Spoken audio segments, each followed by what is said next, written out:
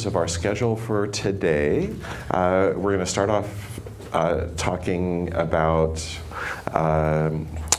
leading a participant-oriented discussion, and so obviously I want this to be participant-oriented, so I have some points that I want to make, but I also want to take your questions and comments during this session. We may run a little bit over, and we're going to talk about the Professor Graham and Ms. McComber case, which is a really interesting case, I think, of interaction in the classroom, and what do you think of the way Professor McComber runs his classroom? And then in the afternoon, remember I mentioned yesterday that one thing that you can do in terms of organizing a case-oriented curriculum is to rotate lectures with cases that illustrate the concepts in the lecture. So we're going to be doing that this afternoon. I'm going to start off with a lecture on behavior change, and then we're going to be doing a case which utilizes the concepts from that lecture. So the question that we'll be addressing in the case is there are all these businesses in Medellin, Colombia, that are in the informal sector, and the question is, what are the barriers that they face to formalizing? Why don't they want to formalize? And what are the kinds of strategies that governments can use to try to get them to formalize? Again, hopefully bringing alive some of the concepts that I'll be talking about in the lecture on behavior change. So any questions about format or anything before we get started? Okay, so let's get going. We're talking about leading a participant-oriented discussion, and these are the topics that we're going to talk about. We're going to talk, first of all, about the physical environment of the classroom, which I'm going to argue is very important. Some classrooms are much better at running a participant-oriented discussion in terms of people being able to see each other and to interact better, about time management, about using a whiteboard or blackboard, about limiting distractions from students. And you'll see I take a pretty authoritarian position on that in my classes. And then in terms of actually running the discussion, sort of starting questions, how you can promote student engagement, organize takeaway points, and then some physical things about moving around in the classroom. Okay, so let's start off with the physical environment. Physical environment matters. You're much better off if the students can see and hear and engage with each other if they are facing each other, not the classroom is not totally oriented around the professor. When the professor is standing behind the lectern and all the chairs are lined up so that they're facing the lectern, that sends a very clear message about who's important here and whose views matter. And I am projecting everything important, and you are absorbing everything important that's coming from me. When there's a classroom like this one where the professor can go right up and talk to the students and say, well, what do you mean by that? And say, well, do a role play with Yarina here, and and they end up talking to each other, and in that sort of situation, I may just stand off at the side and let the two of them talk. It leads to a much different kind of classroom environment. So what does that mean?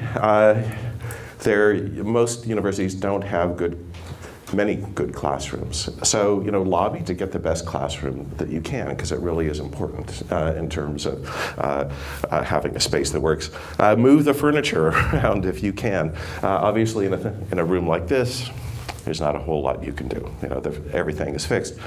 In this room, the furniture is movable, and we've tried to create at least a somewhat more user-friendly environment, although I think we would have done it a little differently if we'd thought through it a little more.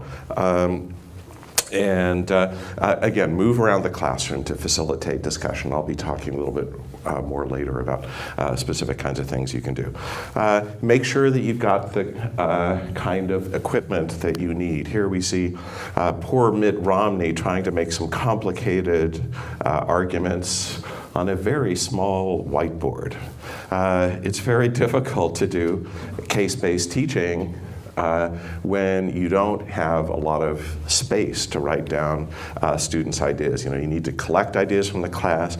You need to try to present them in a structured way, and I'm going to be talking later about whiteboard plans and ways that you can structure them. Now, suppose you're in a classroom where they just don't have many whiteboards. Well, I have lined up as many as 4 or 5 flip charts in a row, to get the whiteboard space that I need. You need to be creative, but flip charts are not an ideal substitute, but if you can get enough of them and be creative in the way you use it, that can get you around some of the problems from inadequate whiteboard space. So time management. This is something most people don't think about explicitly, but I would argue it is really important for a case-based class. That you may have sort of 5 different points you want to make, or 3 different topics. And what's the greatest fear that I at least have as an instructor, and I think probably many of you share, which is I'm going to run out of things to talk about, right? And so at the last 10 minutes of class is just going to be silence. And that is so embarrassing. So as a result, we have a tendency to let things go, a little longer than they should, so that we don't for sure run out of things to say. And of course, what does that mean? That means in the last 15 minutes of class, we don't have time to do all the things we wanted. All of those issues become really rushed. So the idea of having an explicit written plan saying, I have a 75-minute class, and I know, let's say that I want to have some introductory lecture material.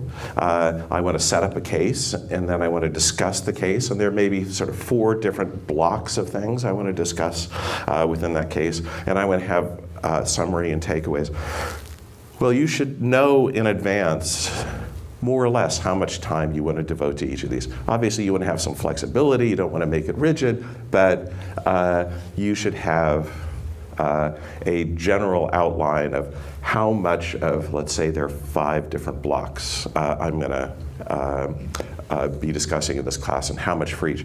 And the reason you do that is oftentimes you'll say, okay, I have these 5 different blocks, and then if you sit down and write them out, you say, okay, well, it'll take 20 minutes for each of these 5 blocks, and oh wait, I only have 75 minutes in this class, and that's 100 minutes. So you have to figure out, where am I going to trim it to fit all of those things? But unless you do it explicitly, you're not, you're not going to make those adjustments. So I have 2 questions. First Sure. of all, how do you actually follow the timeline technically? Do you have alarm somewhere? So actually, it's showing you, okay, you have Excel or something. And the second, how actually do you make decision which part is more important, and it's better to take 25 minutes or to Right. have only 10 minutes? Because still, do you have learning objectives with the priority? Yeah, so it should all be based on what your learning objectives are and how complex you think the material is, and you can adjust it sort of 5 minutes each way. So this is actually what I do. I have an Excel spreadsheet, and so different for different classes I may start it at different times, but I have how much time do I think it's going to take. So what's the total elapsed time in the classroom? And then what's the end time? And it's actually this last column that's the most important thing, because when you're juggling different things, you're trying to get points across, you're trying to remember the names of all the people who are talking and what order you're trying to write on the board, to say, okay, I'm 35 minutes in the class, I started at 9 o'clock, that means it's 9:35. You don't want to have to do that, right? You want to be able to just in a split second look and say, am I on time? Am I running early? Am I running late? So the column that I look at is the end time. So let's say when I'm teaching the Hyderabad water case, I begin with a discussion of, well, how's this organization doing? Let's do a report card for this organization. I'll show that a little later.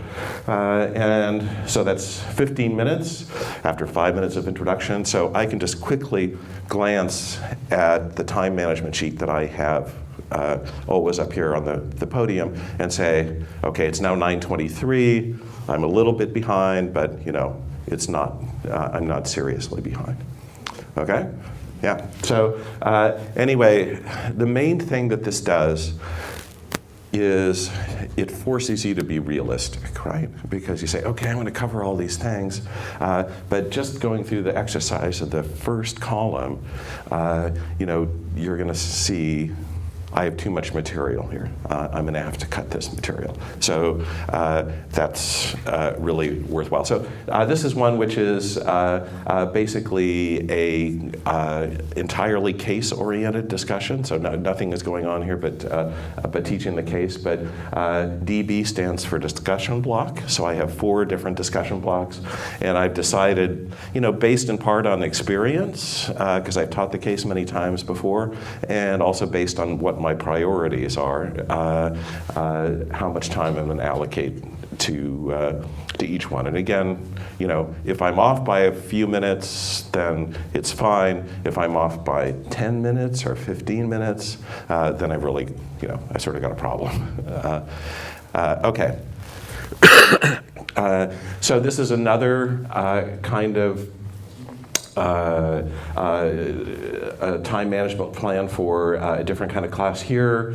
What we're doing is I've got some lecture material, concepts that I want to cover. There's a theoretically oriented reading and then a more brief discussion of a case. And again, I'm figuring here 15 minutes for the lecture, 15 minutes for discussion of the theoretical reading, 25 minutes for analysis of the case, and then 15 minutes for an action-oriented discussion of the case. You can see this is a really packed-in timeline for a 75-minute class, but at least I know that now, right? Having made out my time management plan, that something's going to have to give, right? I'm not going to be able to go as much in depth into some things. And that suggests, well, maybe I ought to cut my lecture, right? I think, can I present this more briefly? Can I maybe do it online before the class begins and just post it so that I can use that classroom time for an in-depth discussion of the material? Another time management plan for a 75-minute work group session, and this is actually sort of like the session that we're going to be doing, the second session today when we talk about the Georgia wine case, because we are going to be breaking up into groups. The time allocation is different because we have more time, but we start off with instructions to groups, then groups working on presentations, and then a time allocated for presentations and an overall discussion. So again, it breaks things down so that you don't end up running out of time. Okay, so some general lessons about time management. And again, any questions, thoughts on this? As I said, a major purpose of this is to make you be honest with yourself. If you have too much, you almost always have too much material. If you have too much material, cut the material to fit the time. There may be some topics that you say, well, it'd be nice to explore this, but probably don't have time. So for that, you can kind of hold it in reserve. Say, I need to cover these basic concepts, but in part to guard against that, I'm always afraid I'm going to end up with silence at the end of class. If you have a topic that you have in reserve, say, I don't absolutely have to cover this. It'd be a nice extension. If you've got that in reserve, then you're not so worried about running out of material, and you can manage your time, I think, much more effectively. And if the analysis proceeds quickly and you get through more quickly, then you can address those things. Okay, what about whiteboard plans? Okay, so should you come to class beforehand sort of knowing what the whiteboard is going to look like at the end of class? How many people would say yes? How many people would say no? How many say yes? How many would say no? Okay, we're kind of split, and then we got a lot of people who are reluctant to make a firm decision. So I would suggest that you should at least have an idea of where you're going to go with your whiteboard plan. And people have different strategies on this. So as you'll see when we do the Medellin case, I am a big explicit whiteboard plan person, and Frank is more informal. And again, there's no right way to do this. It fits. It has to fit your personality and also the material you're doing. But having a whiteboard plan, allows you to highlight, figure out, are there certain things you want to make sure that people get, and think about ways that you can highlight those in the discussion to make connections across different analytical points you want to make. And also, sometimes students say things that are, they kind of got the point, but it's sort of off a little bit. If you have a whiteboard plan that maybe has different categories in it, you can kind of filter and reframe what the student does in a way that's more productive for the case. So I'm going to show you just a few different whiteboard plans that I have used. So this is one for a teaching case that we're not doing in this class. It's a teaching case about a teaching situation where there's a Japanese student who's come to an American business school and who is having horrible troubles adjusting and feels that they're failing and is considering dropping out of school. And so what I do when I teach this case is I talk about, well, what are the student's strengths? And then what are the symptoms he is exhibiting? What are the sort of underlying problems that are leading to those symptoms? And then I say, okay, now we've got a list of strengths and we've got a list of problems here. So we then go over to what should be done. What should be done by the student? What should be done by the company that has sent him there? What should be done by the professor?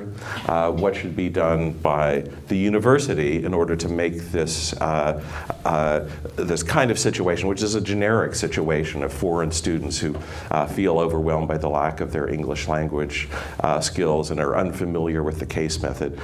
So all of those things then can be organized around the underlying problems that Ko Tanaka is facing, and different ways to kind of address it. And then can lead to a nice discussion among the class about, well, whose responsibility is this? Is it the student's responsibility?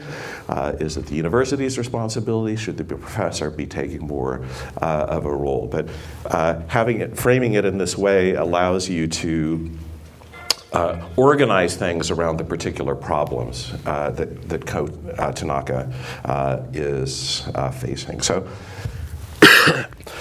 whiteboard plans can be relatively simple. So I mentioned yesterday when I teach the Hyderabad Metropolitan Water Supply and Sewerage Board case, the way I start off class is with a report card. I say, well, here are some things that the water board should be doing well. Some things having to do with its overall objectives, like expanding geographic coverage, delivering high quality water, being financially self-sufficient, and then some more specific ongoing tasks. And I just have students write grades or decide